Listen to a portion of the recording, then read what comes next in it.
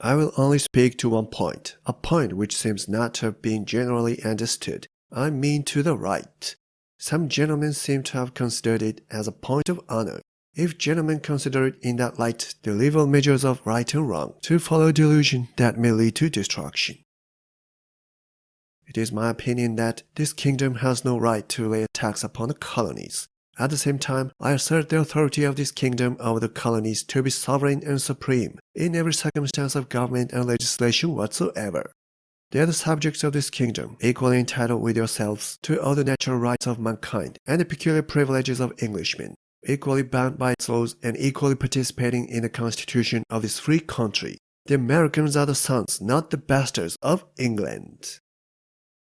Taxation is no part of the governing or legislative power. The taxes are a voluntary gift and grant of the commons alone.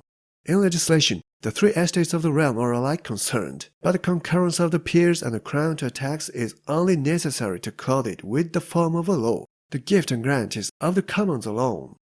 In ancient days, the crown, the barons, and the clergy possessed the lands. In those days, the barons and the clergy gave and granted to the crown. They gave and granted what was their own. At present, since the discovery of America and other circumstances permitting, the commons have become the proprietors of the land.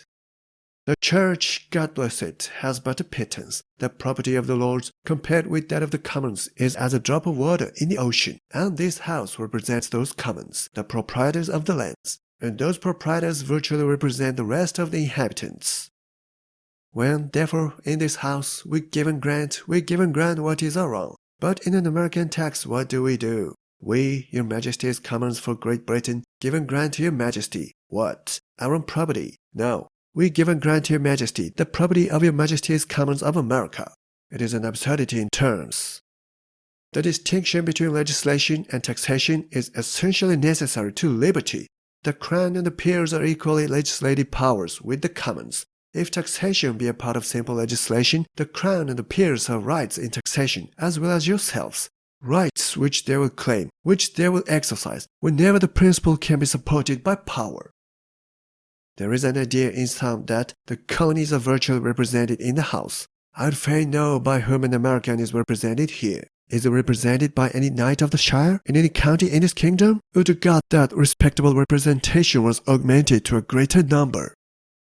Or will you tell him that he is represented by the representative of a borough which perhaps its own representatives never saw? This is what is called the rotten part of the Constitution. It cannot continue a century. If it does not drop, it must be amputated. The idea of a virtual representation of America in this house is the most contemptible idea that ever entered into the head of a man. It does not deserve a serious refutation. The commons of America, represented in the several assemblies, have ever been in possession of the exercise of this, the constitutional right of giving and granting their own money. They'd have been slaves if they had not enjoyed it. At the same time, this kingdom, as the supreme governing and legislative power, has always bound the colonies by our laws, by its regulations and restrictions in trade, in navigation, in manufactures, in everything, except that of taking the money out of their pockets without their consent. Gentlemen, sir, I've been charged with giving birth to sedition in America. They have spoken the sentiments with freedom against their unhappy act, and the freedom has become their crime. Sorry I am to hear the liberty of speech in this house imputed as a crime, but the imputation shall not discourage me. It is a liberty I mean to exercise. No gentleman ought to be afraid to exercise it. It is a liberty by which the gentleman who calumniates it might have profited. He ought to have desisted from his project. The gentleman tells us America is obstinate. America is almost in open rebellion. I rejoice that America has resisted. 3 millions of people, so dead to all the feelings of liberty, as voluntarily to submit to be slaves, would have been fit instruments to make slaves of the rest. Since the accession of King William, many ministers, some of great, others more moderate abilities, have taken the lead of government. None of these thought or even dreamt of robbing the colonies of their constitutional rights. That was reserved to mark the era of the late administration.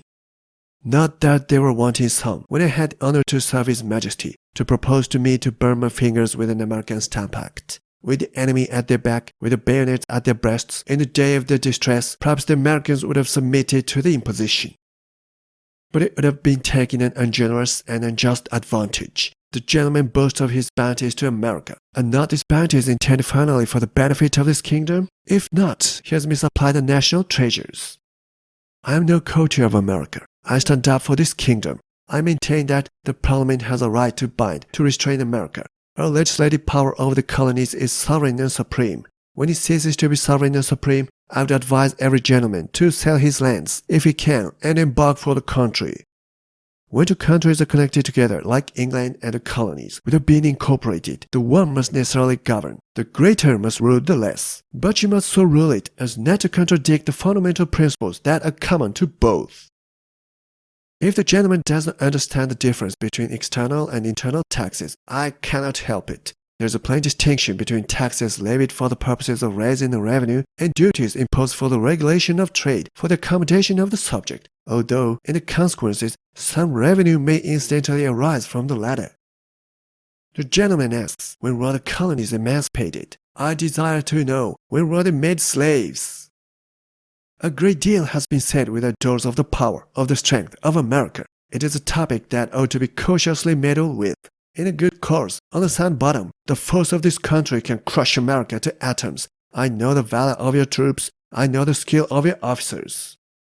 There is not a company of foot that has served in America, out of which you may not pick a man of sufficient knowledge and experience to make a governor of a colony there. But on this ground, on the Stamp Act, which so many here will think a crying injustice, I am one who will lift up my hands against it.